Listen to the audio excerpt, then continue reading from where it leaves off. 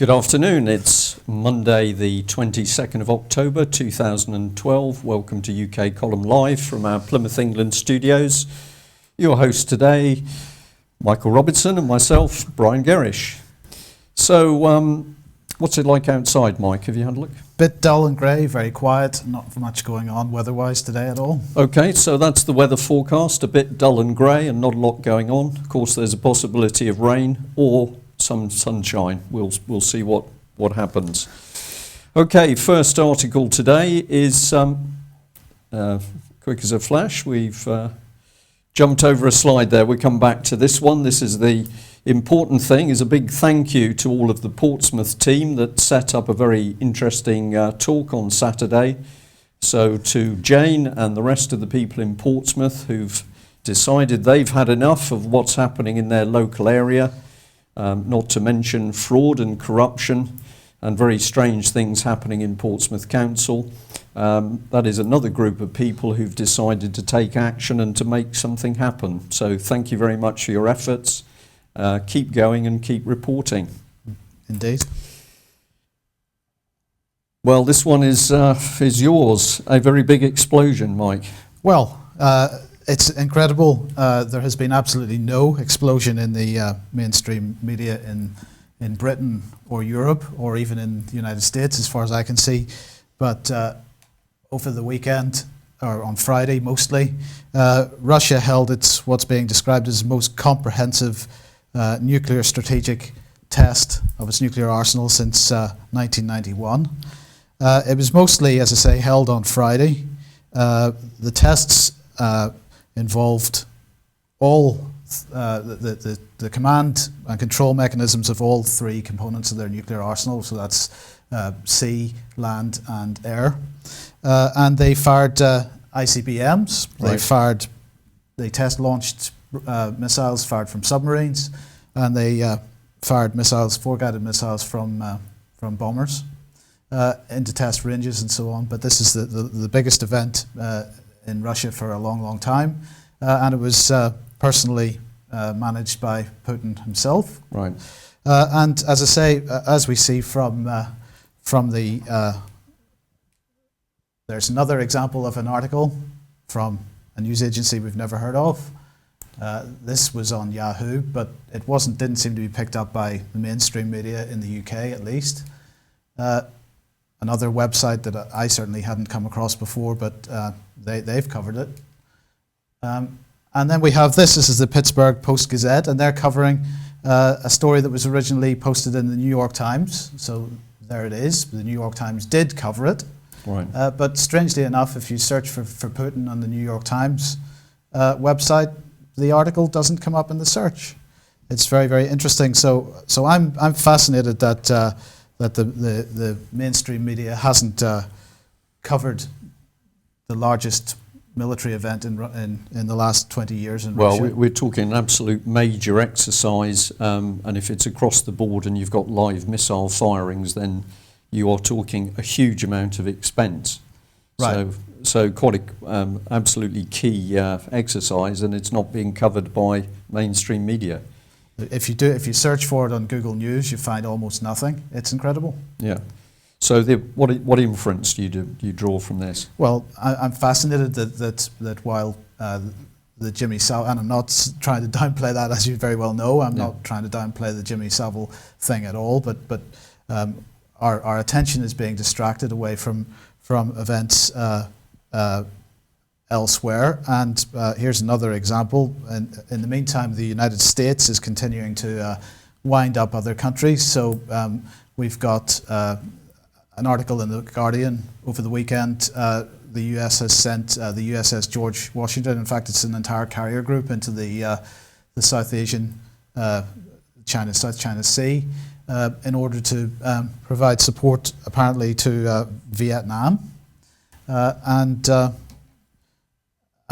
course, in the meantime, we still have this horrendous business in Pakistan of US drones killing people. Not always very convincing evidence to suggest that these people should be killed. Yeah, they're proper targets. And in fact, as the Mail is reporting here today, a CIA chief now faces arrest over these sorties being flown by drone pilots.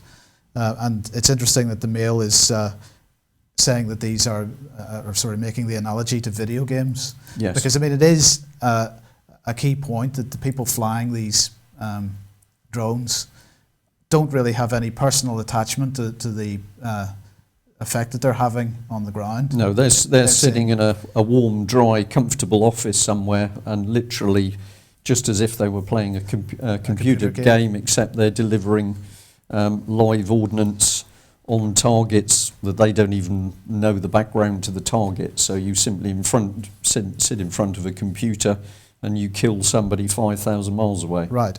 Yeah. And unfortunately we don't have this particular article, but the Telegraph also has an article because there's now a legal battle taking place as a result of allegations that the British intelligence services are providing information to the CIA and the Americans in order to fly these drone missions. I think that's probably very likely that they are.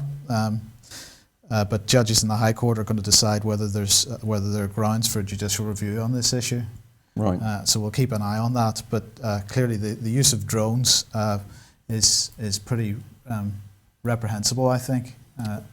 Well, and you could almost argue. Well, I think you can argue that it's an act of war, because you're killing people within another nation's state, and there is absolutely no declared intent to do this. The missions are just being flown. Well, you know, we are. Although the United States is active within Afghanistan, it is not at war with Pakistan at the moment, and yet Pakistani citizens are being killed. Now, they argue that these Pakistani citizens are coming over the border into Afghanistan. Surely that's an issue for the Pakistani authorities to deal with, and not an issue for the US to go and start dropping bombs in Pakistan. And we know that there have been many missed targets or the wrong targets being hit. Absolutely. Presumably American aid to Pakistan has got something to do with a slight squeamishness in the Pakistanis actually taking up this issue. But I think if we just sum this lead story from UK Column Live today, what we are pointing out is that we've got these momentous events taking place across the world, and if we watch British mainstream media, or we listen to British mainstream media, what we are not seeing is any in-depth analysis of what's actually happening and why it's happening. We're not seeing the British Defence Minister questioned about what's happening in other parts of the world.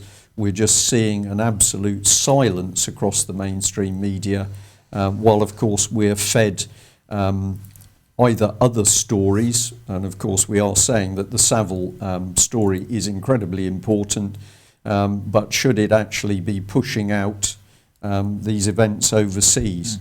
And one of the things that I think many people will not really understand is that when one of the American carrier groups is moved around the world, effectively you're moving, it must nearly be twice the size of the Royal Air Force to one location. So these are absolutely huge military units, exerting huge power, and the American battle groups are now being dispersed throughout the world. And we would say that the British public needs to know what's going on, and indeed why they're not being reported.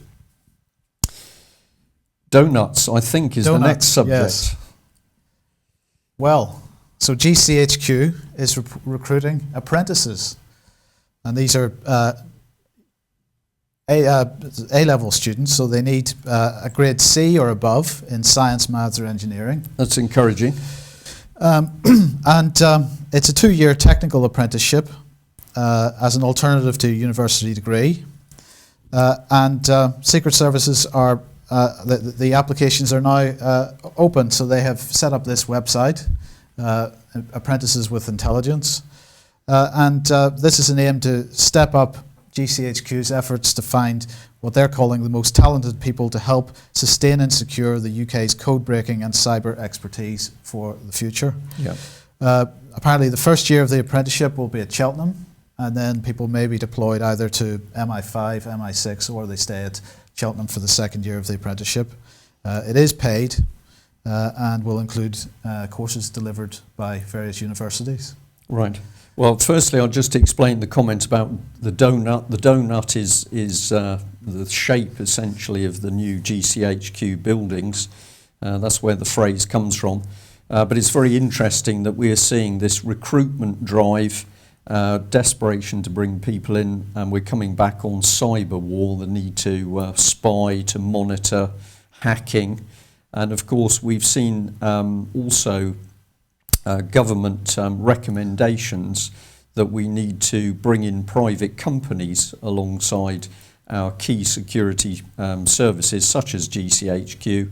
So we need to bring in the global corporations in order to help our own security forces to monitor what's happening around the world. Or is it the case that what we're actually starting to see is the full privatisation of even our security forces? It's happening to the mainstream military, and what we, certainly UK Column Live believes that we're now seeing is the attempt to bring all of the power and technical ability of GCHQ within the global corporations, which would mean public accountability becomes zero. Of course, the other thing we'd like to point out is that the political charity Common Purpose has been training staff at GCHQ. It's very interesting as to how that charity, with its secretive nature, its connections into overseas companies, and also a background very close to Demos with its Marxist affiliations, that political charity should now actually be training people within GCHQ itself. Something strange going on, and we leave it to members of the public to start asking the right questions of their MPs, really. Does this bring us on to the probably the subject of transparency? This is the most opaque man on the planet to suggest it's criticising others for transparency. Well, it is getting very interesting. I think that Francis Maude is a politician who's clearly wielding tremendous power with his direct control over the civil service with Sir Bob Kerslake, but also his intimate links with the political charity Common Purpose. And the reason that we keep coming back on this focus is Francis Maude is consistently talking about transparency within the government, but what he refuses to do is release all of the paperwork of the meetings at which it was decided that Common Purpose would be running the training for the top 200 civil servants. And at the meeting at which this was decided, Sir David Bell, chairman of the Common Purpose Trustees, sat in the meeting and later went on to agree how much this training would cost. Now, to any other organisation or company, this is insider dealing. Of course, Francis Maude is desperate to stop the full evidence coming out. We've got some of the evidence already. We know the meeting took place. We know the minutes were fudged, altered in order to deceive the general public. And now here is Francis Maude pointing a finger at other departments and saying that they've got to clean up their act with regard to transparency. Well, if we just look at it again, it's interesting that what he's complaining about is not the data itself. He's not complaining about the data itself. He's complaining about the format that the data is being delivered in. Yeah. So, he may well be quite happy to continue to withhold data and hide relevant data, so long as the data that is released is released as an Excel file or a comma-separated file rather than a PDF file. Well, I think it's a smokescreen. That's my personal Absolutely. view. I think what this man is doing is pointing fingers at other departments to try and give the indication that he is doing the job. But what he's actually doing is diverting people away from the fact that within his key department, the Cabinet Office, the leadership committees, Francis Maude and the Conservative government are simply not telling the truth about what they're actually doing. Hypocrisy is the minimum, but I think it's more dangerous than that. On the subject of intelligence, The Guardian has produced a fairly hard-hitting story. David Cameron's tough but intelligent initiative on crime runs into trouble. And they report that the Prime Minister's speech on Monday was billed as tough but intelligent. And in extracts released to the media, Cameron says the coalition government wants to take bold, unprecedented action. So what is the Prime Minister talking about? Well, he's got a pledge that the primary and proper response to crime is punishment, proportionate, meaningful punishment. Now, of course, that's a pretty intelligent comment. The Prime Minister goes on to argue that prevention is the cheapest and most effective way to deal with crime. And to back this up, the Prime Minister will announce the opening up of rehabilitation centres to private companies and charities. Presumably common purpose will be involved. And these people are going to be paid by results, extending a few pilot projects so that the system becomes the norm for the next general election in 2015. He'll also say that prisoners sentenced to less than 1 year in prison who are currently not covered by rehabilitation would in future be eligible. So there's a couple of weaknesses in this intelligent proposal by David Cameron. Of course, the first one is that we're certainly not seeing punishment of crime where it is carried out by the elite. So at the moment we have the international banking community continuing to defraud not only Britain but other countries. They remain immune from prosecution. We have MPs stealing money from public expenses. They're not prosecuted. And at the moment we have our very own BBC that clearly is been involved in some very mucky business. And my prediction at the moment is nobody from the BBC is going to be prosecuted. But we could be surprised. But I'll just add that Cameron is slightly unseated with this initiative by, of course, the fact that his Chief Whip, Andrew Mitchell, recently had to resign after calling the police themselves plebs. So it's quite interesting to watch this. Yeah, just before we move on, if we look at that, I just would like to highlight that particularly intelligent photograph of David Cameron. That it's sort of cabbage patch intelligence, isn't it? It is, yeah. There's a slight puffiness coming in Mr. Cameron. I think the pressure's on him. Yeah. We have to stick with Mr. Cameron because, of course, he is the only politician that is reported on at the moment in the press. And so what else has he been telling us about his initiatives? But private companies are going to help this rehabilitation process. And in this Mail article, it's pointed out that who is he going to use? Well, David Cameron is going to unveil plans to outsource large parts of the probation service to the private sector as a part of a fresh drive to cut crime and reoffending. And we know from contacts within the probation service that that organisation is incredibly unstable, as long-serving probation officers find that they don't know what's happening from one day to the next, as various parts of their function are being privatised. So great turbulence within the probation service, and this seems to mirror what we're seeing, for example, in the NHS, as the Tory privatisation programme comes in, so the natural efficiency of these organisations is being destroyed. But who does our intelligent Prime Minister want to help take over the functions? Well, this article points out that private firms such as G4S and A4E, along with charities and voluntary groups, will be offered cash incentives to put offenders back on the straight and narrow. So can I just clarify that G4S that completely screwed up the Olympics contract, they're in with a chance, yeah. And A4E that have completely screwed up the the whole translation business in hospitals and in police stations, they're in with a shout as well. Yes. So if you completely mess up a contract, you're more likely to get offered another contract. Is that what's going on here? Well, I think if we're serious about it, what we're on the subject of is HM Revenue and Customs.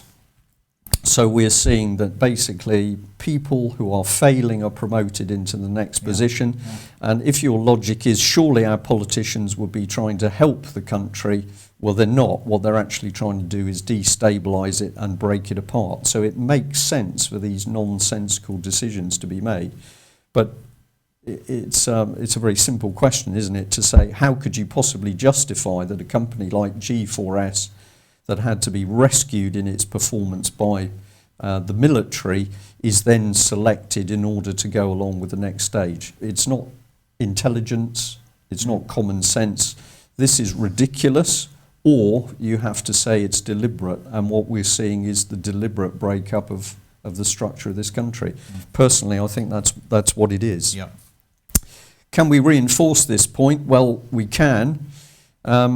We're going to stick with the Mail here because they've pointed out in an excellent article that staff at the shamed security firm G4S were caught downing champagne at a £650 a night hotel. And it says that their staff enjoyed fine food and a free bar to celebrate their achievements. Security Guard of the Year 2012. So, you know, here we are. I mean, basically these people are simply laughing at the public who are having to fund this. Yeah. You can take on a contract, you can perform disastrously, and what do? You go and celebrate what you've achieved. But this ties in with training that we're seeing across the board, both in the public sector and the private sector, where we know that within training courses, a very simple but dangerous phrase is being used, and that is that it's quite normal to make mistakes. If you make mistakes, it's only part of learning, and really you should just forget them and move on. And of course, that is the type of very dangerous phrase, which means that these people can carry on with what they're doing. Well, I mean, my comment about this is that it is the type of benefit or perk to the job that you would normally have only seen in the City of London. That we see the type of behaviour that kind of lifestyle and that kind of employment provides, because we end up with a collapsed financial system and a collapsed economy through fraud and corruption. And we're seeing this kind of the same kind of bonuses and perks being brought into everyday work. So you're rewarding failure. Exactly. And you reward failure in order to keep that process going. Yeah. If we just have a quick look at some of the fine individuals, this is out of that article from the Mail, and here we can see the quality. Well, actually, the Mail describes them as revellers. Enjoy a drink outside the hotel, and it points out the G4S signed a £284 million contract to provide 10,400 game staff, but just 16 days before the opening ceremony, it had admitted it had only fulfilled 83% of the contract shifts. And the key thing is that these people have not been brought to task. We haven't really seen any penalties by the government on what was done. If you have a company building a hotel and they fail to meet their contract, then normally the liquid damages start to kick in. What's actually happening to G4S? We should probably point out we're not actually criticising the guys with the beer bottles particularly. It's the management and the senior management in the organisation. That's true. That's true. Can we explain a bit more of these very strange things happening in the country? Well, a gentleman, where are we? I should have his name here now. Adrian, that's the man. We'd like to say thank you very much for Adrian for pointing out this article, which is about the University of Bath helping plans to create jobs through a £2 billion regional growth fund. And this sounds to be, quite simple until you start to dig into it a bit. So, who's operating behind this fund? Well, we have an organisation called Creative Bath, and it's a new group for creative people and industries in and around Bath. And our primary aim is to raise the profile and help the growth of Bath's creative sector by creating a forum for networking and knowledge exchange. So the minimum perhaps we might say about this is it's very creative, but it doesn't actually talk about tangible jobs. It's not talking about manufacturing. It's not talking about industry. These are very nebulous terms for what a job is. But what was pointed out to us is that if we dig into it a bit deeper, we come to another organisation called Bath Spark. Now, the interesting thing is Bath Spark starts to describe who the group sponsors are for some of this project. And we felt that the general public might be interested that one of their key sponsors, of course, in a very, very important part of industry, is an organisation called Love Honey, and Love Honey is producing sex aids. Now, why should we be interested in this particular scheme in Bath? Well, of course, it's using government money through the regional growth funds, but also if we start to have a look at who is supporting these types of initiatives, in this particular one we come up with Andrew Robertson MP. Now, this man has recently come into trouble because within Parliament he started to get stroppy with some military old soldiers, basically, who'd gone along to hear him speak. He decided they were being a little bit too rowdy in the House of Commons gallery, and he wanted them thrown out. But he's also the same man who provoked anger when he suggested that really there was no way that people who served on the Atlantic convoys should get medals. This was the sort of thing that dictators did.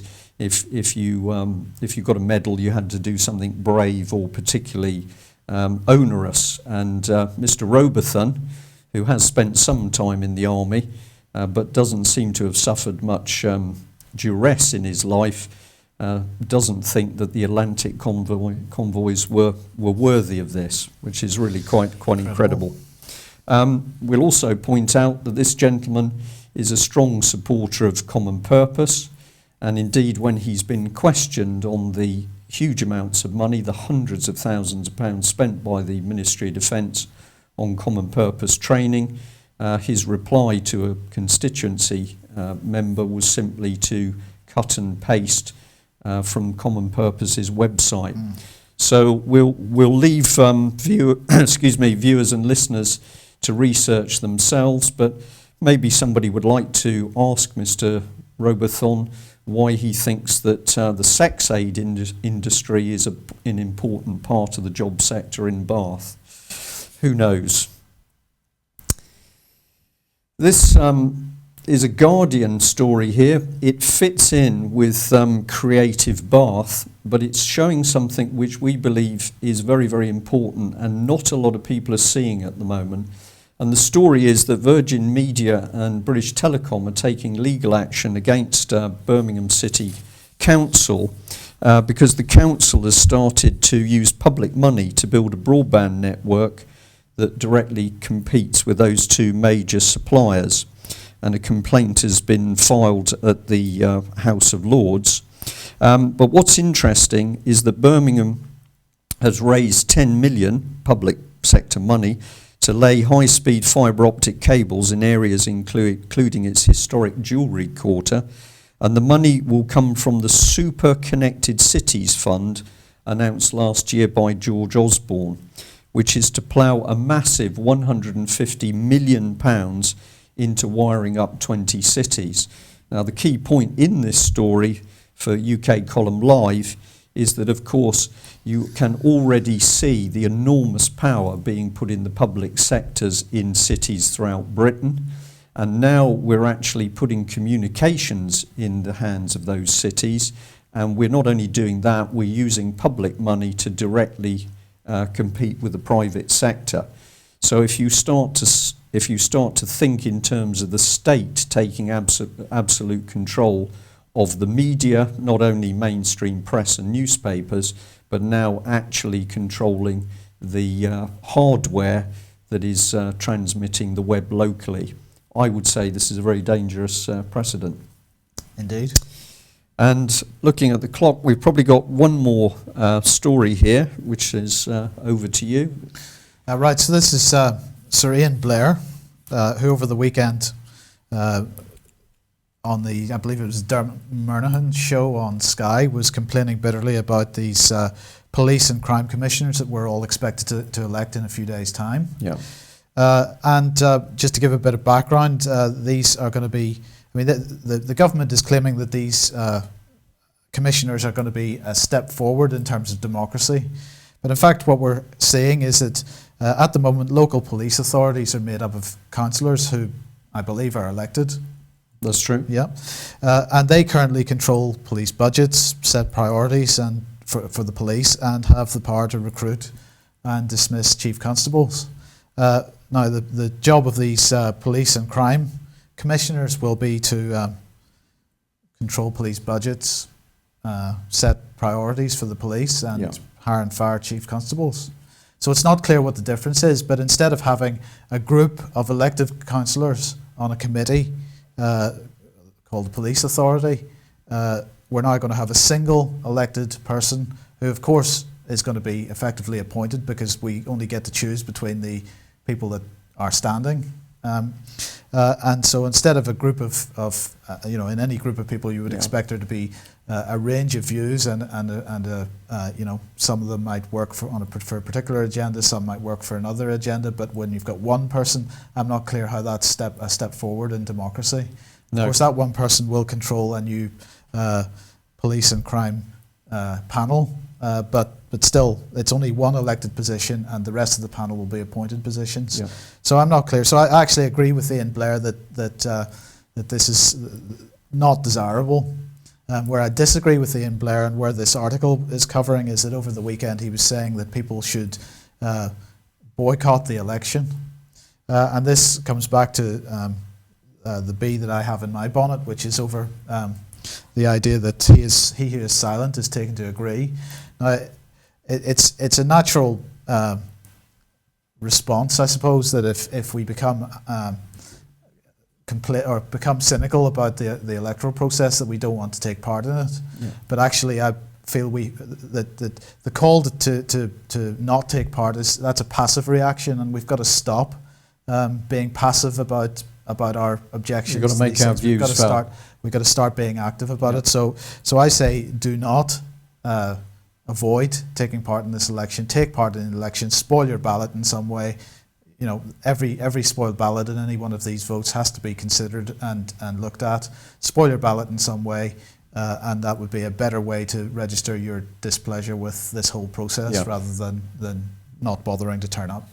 And the other thing probably we can say on that is that research and dig into this, because if you follow this story through, what you really see is power being, I'm using the word power in the right sense, is being stripped away from the police.